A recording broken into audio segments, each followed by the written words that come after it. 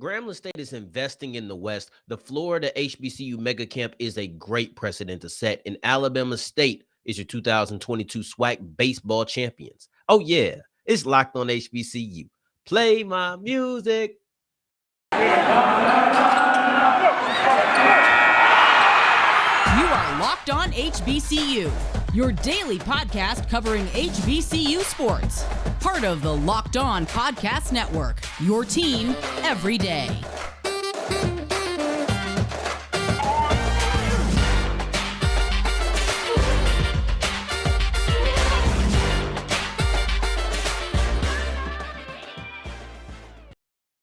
What's going on, family? Welcome back to another episode of the Locked On HBCU podcast, your number one daily one-stop shop for everything HBCU athletics, Monday through Friday, part of the Locked On Podcast Network, your team every day. And I, of course, am Darian Gray, a.k.a. the Mouth of the South, Texas Southern alum and former TSU Herald Sports editor.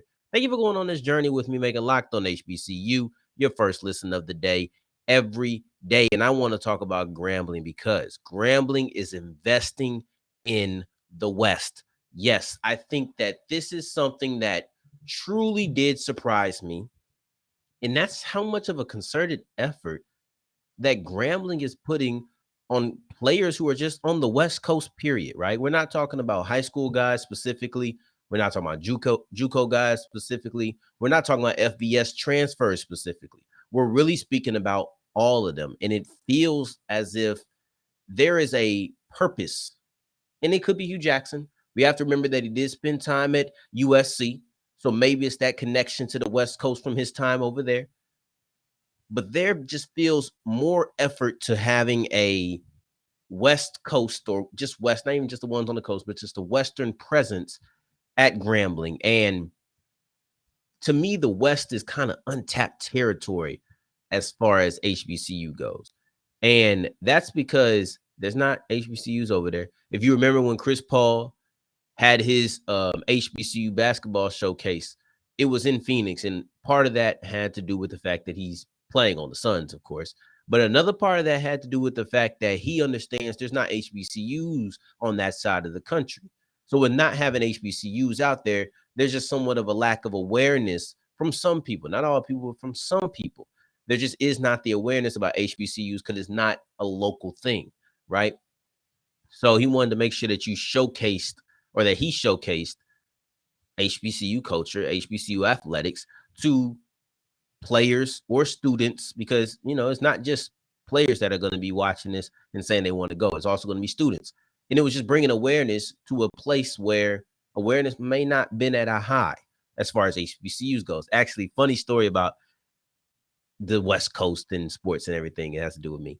And one time I finessed my way into this high school event in LA, like for LA high schoolers. Now, at the time, I didn't understand that it was for high schoolers or people specifically in LA. And I will tell you, I had graduated college at this time. I've never even been to LA in my life.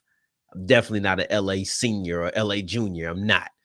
But it was an NFL Network event, and I said I wanted to be there, so I was going to apply. And I was able to get my way in there, and that's how I was able to meet MJ Acosta. I was able to meet Steve Weich, and we know Steve Weich got on the show. So I like to think that doing that, this was before I was a host of Locked On HBCU. I like to think doing that set some things in motion, and maybe, you know, it didn't get Steve on the show, but I do like to think it made things go really well. That's just a quick West Coast story for me. I didn't get the food that they sent out to everybody else who lived in LA, but whatever. It was just me and one other person who weren't in high school. But that's neither here nor there. That was just a quick little story, quick little tangent. Let's get back to this. The West is untapped territory to me. So when you look at a lot of HBCU rosters, typically what I see, and I don't look at all of them, but when I look at most of them, I see local athletes. I see athletes from the state the school is in, neighboring states. You know, so if you go to Grambling, it's going to be a lot of people from Louisiana. Going to get a good amount of people from Texas as well. You know, you might even get a couple of people from Mississippi, right? But for the most part, it's a centralized, it's a local recruiting base, especially when they're guys coming out of high school. But that's what I tend to notice. And last year, I think they had 3 players who either were from California or not even just California, because I don't want to make this specifically California, though nearly every player we're about to list as far as the concerted effort is from California, but it's not the West ain't California. Y'all can't see. I got a map right here. There's a lot of states that are in the West. We know this. But I think they had 3 players total that are from the West, whether that was high school students, whether that was their hometown, or just somebody who was from the South, I believe, and then went to school on the West. So for the most part, there just was not a West Coast presence. Now you look at what they've done here. They are completely investing in the West. And one of the latest people is Ryan Pepins. So with Ryan Pepins, he came from Utah, but he is from Birmingham. I believe he's from Birmingham, but he's from Alabama. So he's a down south kid, but he went to Utah.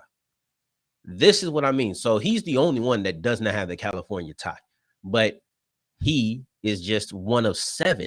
I'm talking about 7 people. That's in-state type focus. You're going to have a lot more in-state prospects, but to get 7 prospects from California when you're in Louisiana is some real focus. And that really tells me that there was purpose behind it. I don't think this was accidental, whether that was Hugh Jackson's experience on the West Coast or maybe just realizing that there's players out there that they need to tap in. There was a concerted effort to invest in the West, whether that was recruiting high school students, JUCO transfers, FBS guys. Let's get into this list of players. And like I said, the rest of these guys all have California ties. So you're looking at Tyson Bordeaux, and he's out of California. He's a freshman out of California. Jamal Houston, he's from California, went to Riverside City College. Noah Bean, he's from California, but he came from University of Nevada or Nevada, Las Vegas, right? So now you finally got to the first guy who did not come from California directly, but that's still his hometown. You look at J.R. Waters from California, came from Oregon. You look at Kajaya Holloway from California, came from UCLA. You look at Floyd Chalk. He's a freshman, came from California. That's 6 guys right there, all with California roots. 3 of those guys are FBS transfers who had high school roots in California, but maybe didn't go elsewhere or maybe didn't stay in California. Holloway did with UCLA, but the other 2 didn't. But those schools that they came from are still a part of the West. Oregon, UNLV, those are still part of the West. And you got 2 freshmen, and you also have a transfer JUCO guy from California. This is not accidental. This is not, we just happen to get a lot of guys. No, I think this was a concerted effort. I can't remember who pointed this out on Twitter. I was just scrolling one day, and I seen somebody point this out, so I did a little bit of digging. And when I did the digging, I was absolutely surprised because I'm just not used to seeing this many players from a state that far away. It was a big deal when Jackson State got a couple of players from Georgia, and they not far at all. Mississippi, Alabama, Georgia, right? So they're just 2 states apart. And I remember when they actually had, I think, like 5 players and recruited like 5 players from Georgia. I was like, oh, okay. That was abnormal. It's a very centralized thing when you look at HBCU recruiting from the rosters that I've seen. And I've seen a decent amount. That's what I've noticed. This is a great way to break the mold. Let's look at Pepin specifically because he is, I guess, the latest guy. Pepin's 5'9", 5'8", about $150. So he's not the biggest guy in the world. You're hoping that he's a dynamite type of player. And he was Mr. Football in Alabama, the first wide receiver to achieve that since Julio Jones. Had over 1,000 yards his last 2 seasons, had 3 straight state championships. So you're hoping that success that he had in high school continues. He just went to Utah for a semester. He just graduated this year, but he was an early enrollee. So he has no collegiate tread on his tires. He has all of his eligibility. He has all of those things. So you're looking at a situation where you're getting 4 years out of him. He went to the spring practice in Utah, but all of his eligibility is still there. I'll be very interested to see because of those players that I just named with California roots, you have Pepins, of course, right? But then you also have Kajaya Holloway, who came from California, went to UCLA. I think if he doesn't have all 4, he has 3 years of his eligibility. That could be a dynamic duo right there. I'm just saying, maybe you got the California or the West Coast roots. We'll see California, Utah, bring it down to Louisiana. We'll see what it's going to be. But that is definitely something to be out for or be on the lookout for. Another thing to look out for is the rise of HBCU mega camps. We have 2 on the way, but we also just got done with the Florida HBCU Mega Camp. And, oh my gosh, this was a great precedent to set. I loved it. I'll tell you about that and why I think it's something that needs to continue in some extra addition. And it doesn't have to specifically be for this camp, but going forward, I think would be even better. But before I get into that, I want to tell you about Rock Auto, because if you have any problems, any issues with your car, or you're just doing basic maintenance, Rock Auto is the place to be. I get tired of going to the auto parts store and they're trying to, what to me feels like overcharge. I've seen the prices on Rock Auto, so I know what they're charging me. And I even get even more upset when they're only giving me one option. Yeah, we understand that you need this side mirror. This is the only one we have. No, I don't. Give me options. Rock Auto always gives me options. In addition to giving me the options, they also give me the options at 30, 50, 70% cheaper than I would have had them at this auto parts store. So I'm getting multiple options. I'm getting to save money. I'm getting to do it from the comfort of my home on my laptop. What else do I need? What else do I need to feel like Rock Auto is the place to be? I'm saving money. I'm getting comfortable. Nobody's gonna rush me. I can take however long I want on my laptop in my house. Sign me up right now. Sign yourself up right now, and make sure that you put Locked On in the How Did You Hear About Us section. All right, so keep on rolling on today's episode of Locked On HBCU. Thank you for making us your first listen of the day. For real, I appreciate that. Now I have a favor to ask of you. Here at the Locked On Podcast Network, we've created a survey because we want to learn more about listeners like you. We want to be able to make your favorite podcast even better. So this is your opportunity to tell us what you like and what you don't like about Locked On Podcast. Go to lockedonpodcast.com/survey right now to get started. It won't take very long, and everybody that completes the survey can qualify for a chance to win one of the $10 $100 Ticketmaster gift cards. You can get $100 in your pocket with this. All right. So to take our audience survey, go to lockedonpodcast.com/survey, and I appreciate your help. So today's word of the day is ephemeral, and it means lasting a very short time. I want to talk about the Florida HBCU Mega Camp. I think that this is a great precedent to set. To set. And that precedent is that forget the division. HBCU football is a real brand in and of itself that just consists of a lot of schools. But the HBCU brand in and of itself is powerful and should be uplifted. And I think that's what it sets, because it says, forget all the schools that are in between. Forget, I don't care if you're a fan. I don't care if you're a Tuskegee guy. I don't care if you Albany State. I don't care if you Norfolk State. Doesn't matter. HBCU football is a brand. And I noticed that I was talking to our guy Ross, Locked On Saints. Make sure you're checking him out, because absolutely phenomenal job covering everything that the Saints are doing in OTAs. We had D. Anderson out there. We had CJ Holmes out there, right? So I heard great things about D. Anderson. But I was talking to Ross, and we were just talking about, in college, there's just this idea of camaraderie around the brand. SEC schools, when bowl season comes around. I feel, but okay, so yeah, SEC schools are all Power 5, right? Whatever, we don't need to go over that. But I feel like they have it around bowl season. HBCUs have it all year. We have our spats when we actually play. But you know what I'm saying? It's all family at the end of the day.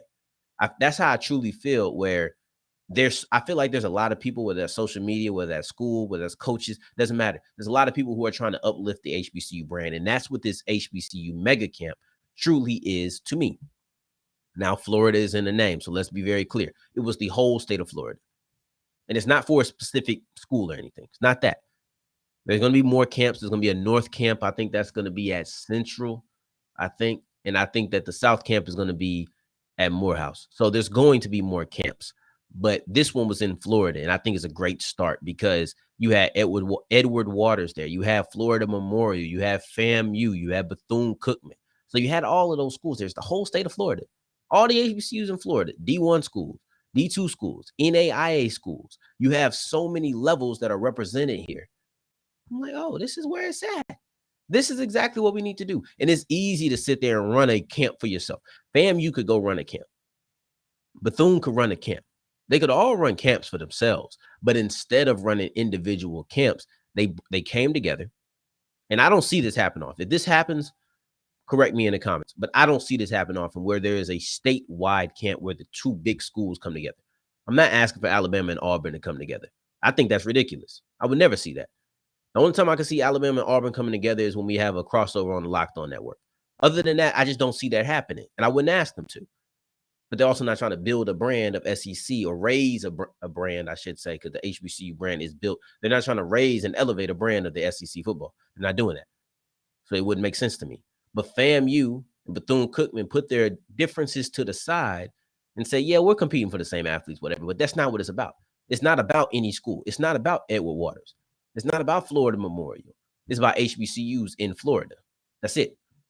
So when you see that situation and everybody can put their differences to the side, I love it, because it's not about, oh, well, we want to see what fam. I know they're recruiting, but it's not like fam saying, oh, we want to see what we can get out of that running back, and that's why we're bringing them here. Or that running back's like, I want to go to fam for sure. No, a lot of these guys, just want the HBCU look. They appreciate the aesthetic. They appreciate the culture. So they're just trying to do that. But also, they're just going. 14 other schools were there. 14 other HBCUs were there. Now, one thing that I feel like I would love to see in the future, not for this specific camp, it would have to be a different camp. And it doesn't have to be an HBCU, name on it or anything. But I would love to see some of these PWIs, some of these bigger schools partner with the HBCU. I just think it would be great, because there's people on the fence.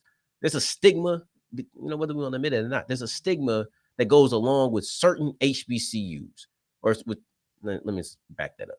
There's a stigma that goes with HBCUs to certain people. All right. It's not individual HBCUs, but there's certain people who feel a certain kind of way, but they're not concrete in their beliefs. There's always going to be 20% here, 20% there. And it's about taking that extra 60 in between. You're always going to have people who are stuck in their ways positively, stuck in their ways negatively. But that middle group, they can often be swayed. So we're trying to sway those people. And I think that some of those will come over with, they ain't asking for Florida, maybe just USF, Florida International, just things like that, where there's nothing wrong with backing up HBCUs, and HBCUs shouldn't run away. I'm talking to fans now. We should not run away from the idea of assistance and backing from some of these bigger PWI schools. We shouldn't. I don't think it's I've seen somebody talk about white savior or whatever. I don't think that's the case, right? We don't need to have that mentality, in my opinion, to where it's got to be done alone. A lot of times it's just more exposure. And I think that would be great. So you're bringing in some more talent. But overall, this is a great start. And if they don't join in, I don't care. It don't matter, because they've gotten off to a good start. We talked to Willie Simmons. 14 other schools are there. I'm glad. I know they're happy, because it made their, recruiting a lot easier, because you can just look and be like, okay, these are the JUCO guys. These are the freshmen or incoming freshmen and whatever. They're all located here in the same place. So I know that they were happy that they were able to, kind of cut down on recruiting and whatnot. But overall, you had like 50 people pre-register, I think, like 70 something walk up. I think that those were his numbers. They weren't, don't quote me. But him and Miss Floyd had a phenomenal interview.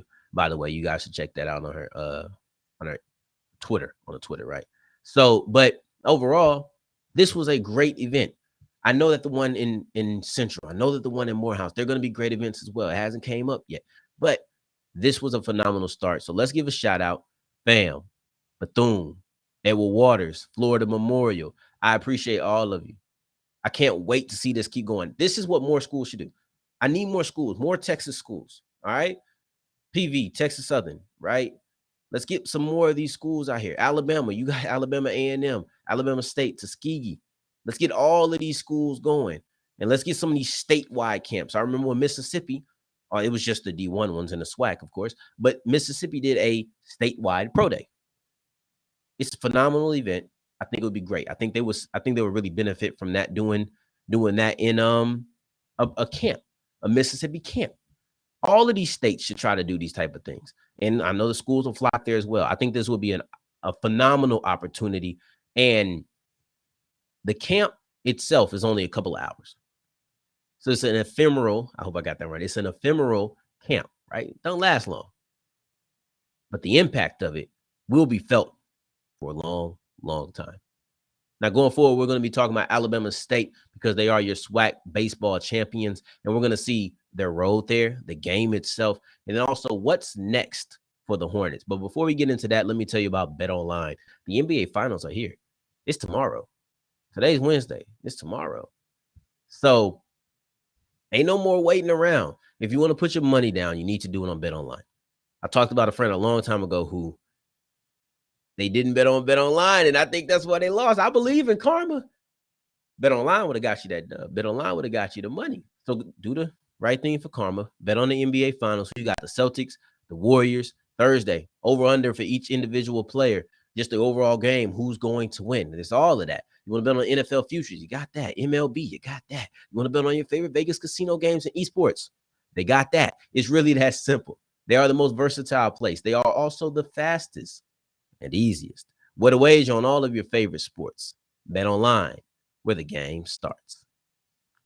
All right, wrapping up today's episode of Locked On HBCU. I want to give a shout out to all of my YouTube watchers who are just watching this one little curl droop down like Superman here. We need more black superheroes. Shout out Westside Boogie. But let's continue the show. Let's wrap it up talking about Alabama State. I can't miss a chance to get a music reference in. I'm sorry. I love it. I love it. But let's wrap up the show talking about Alabama State. They are your 2022 SWAC baseball champions, and they just knocked off Southern in a long game. I mean, this game, the normal baseball game, 9 innings. But this is the SWAC championship. So it's only right that we don't go the full 9 innings, right? That's the only, logically, that's the only thing that makes sense. Is that we wouldn't just, or not go to full 9 innings, but we have to go over 9 innings because it's a special game. This ain't a regular game. But they went to 14 innings. This game took 4 hours and 53 minutes to decide the champion. But look, ain't no stopping. No, we got to decide who this champion is going to be. It took nearly 5 hours. That's two nice sized movies, right? I could probably watch Doctor Strange, and I could watch The Last Spider-Man in the time that this game took. But it was worth it because there's great content out there. Great baseball. I won't say great football. Great baseball being displayed on the field, on the diamond. And this was a situation where you had the 2 best teams in their division. Southern was the best team in the West. Alabama State was the best team in the East. So now this is how it's supposed to be. We always envision that the championship game is the 2 best teams. And that's what happened. You had the head dog in the East, head dog in the West. That's what you had going toe-to-toe. And actually, Southern had actually beat Alabama State in the very first game of the season for the Hornets. So this was a little bit of revenge, too. This is a little bit of revenge for them. Now, you look at Breon, let me get the score. It would end up being 6-5. 14 innings, 6-5. So you're not seeing a lot of scoring. And that's evident by the fact that Breon Pooler ended up winning the SWAC tournament MVP. He was the pitcher. So you're looking at a situation where there's not a lot of scoring, playing some good defense, pitching good, fielding good. And now you have a 6-5 total. He had a 10-2 record on the season, consistently been one of the best pitchers in the SWAC all year. And he was one of the four pitchers that the Hornets actually walked out for this game. And when you look at how scoring happened, it's almost as if they kept scoring together. Of course, Alabama State had to score the last run in the 14th inning, and the Southern Jaguars just didn't score in that. But for the most part, you're seeing back-to-back scoring. It's 6-5. Both teams scored in the 13th inning. Both teams scored in the first inning. And both teams scored in the 7th inning. So you're looking at 3 runs apiece on each side being scored in the same inning. So it was kind of like a continuous answer back. Like, okay, we kind of chilling, but you shot, I'm a shot back. I'm gonna shoot back. Just that simple. And in addition to that, you also had in the 2nd, 3rd, and 4th, they didn't score in the same inning, but they alternated. So you had 2, 3, 4. I think it went Southern, Bama State, then Southern. And Alabama State actually opened up with 2 runs, right? So they had a 2-0 lead at the very beginning. But that's what you're looking at. You're looking at situations where, so when I said 3 on each side, it was actually 4 for Alabama State and 3 for Southern. So it's really a situation where you fire, I'm going to answer back. And that's what we saw. But for the most part, it was good. It was good pitching, good fielding. They were struggling to really score. But after a while, they ended up breaking. And I think Alabama State, ended up winning on a double play. Now, like I said, Alabama State had been the best team in the East, and they've been the best team in the SWAC all year. The only 2 teams who really gave them fits and gave them multiple losses was FAM and Bethune. So it was something about them Florida teams that gave them issues, but they got Bethune up out of here. They knocked off Bethune twice on the way to the championship. So though they struggled in the regular season, and I think they ended up going 3-3 against Bethune Cookman. And that was a team that they really struggled against in comparison to everybody else. Now, when they got to the championship or in the tournament, that was gone. So what's next? They'll be facing Tennessee in the Knoxville Regionals, and it's a double elimination situation. So the first games are going to be Tennessee versus Alabama State, Georgia Tech versus Campbell. And the winner of these games will face each other. The loser of these games will face each other. And you're looking at one of the best teams in the country in Tennessee. So it's a tall task. Likely Alabama State is going to have to go to the consolation round and defeat Campbell. But you're looking at them at least playing Friday and Saturday. They might be able to knock off Campbell. Then that brings you back to whoever wins between Tennessee and Georgia Tech. But I think it's likely that, Tennessee being one of the, I think they might be the number one team in the country as far as baseball goes. So that's a super tall task. It's going to be very difficult. And I think I wouldn't be shocked to see Alabama State lose. Now, they can pull off an upset. That's crazy. That's a crazy big win right there. And that's just sending shockwaves through the baseball community. But for what it's worth, is double elimination. We'll at least see them play two games versus Tennessee, and whoever the winner or loser is of the next game. And who knows, they might be able to make it to day 3. This is a big time game. So we've seen where they've been. We've seen the road to the SWAC championship. Now we know the road that they are going to have to travel going forward. And I want to make a quick announcement, and I'll do it at the beginning of tomorrow's episode, just so I can be safe. I forgot to do it at the beginning of this one. But we are kind of downshifting. So in this month, we're going to have about 3 episodes a week. We'll probably just go ahead and finish out this week with Wednesday, Thursday, Friday. And then next week, we'll have 3 days, probably Monday, Wednesday, Friday. That's likely how we'll do it. But it could be any 3 days and maybe more depending on what's going on. But we'll for sure do 3 days. Instead of every day, it might be every other day. So look out for us Monday, Wednesday, and Friday. And if anything pops off big in between, then I'll also touch on that at that time. But I appreciate you guys for understanding, being patient. Now, continue making us your first listen of the day. Any day that you see it, you'll see me tweet, you'll see the notification. So make sure to up so you don't miss an episode. Make us your first listen of the day. Anytime you see that, click.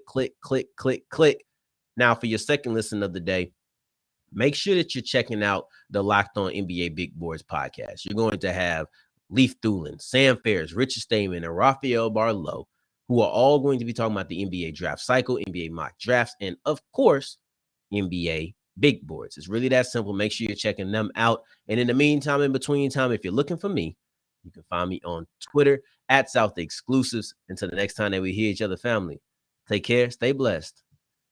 Peace.